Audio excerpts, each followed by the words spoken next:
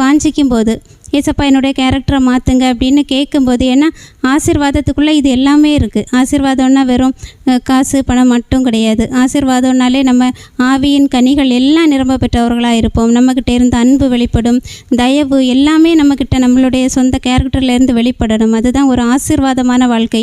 அந்த ஆசீர்வாதமான வாழ்க்கை நமக்கு வரணும்னா இன்றைக்கி பாடின மாதிரி ஏசப்பா தான் ஆசீர்வாதத்தின் வாசல். அவரை இல்லாமல் ஆசீர்வாதத்துக்குள்ளே நம்ம எந்த வழியாகவும் பிரவேசிக்க முடியாது.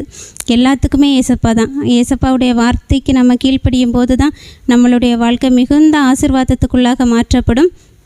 அநேகருக்கு ஆசீர்வாதத்தை கொடுக்கக்கூடிய இடத்துலையும் இருப்போம். அதுக்கு நம்மளுடைய கேரக்டரில் சேஞ்ச் வேணும்னா அவருடைய வார்த்தைக்கு கீழ்ப்படியணும். நம்மளுடைய சிச்சுவேஷனை பார்க்காம எந்த நேரத்துலையும் சரி கர்த்தரை நோக்கி பார்க்கும்போது கண்டிப்பாக சிச்சுவேஷன்கள் மாறும். எல்லா சூழ்நிலையும் மாறி கர்த்தருக்கு பிரியமான ஒரு ஆசீர்வாதமான ஒரு வாழ்க்கைக்குள்ளே கடந்து போவோம். அதற்காக தான் கர்த்தர் நம்மளை அழைச்சிருக்காங்க.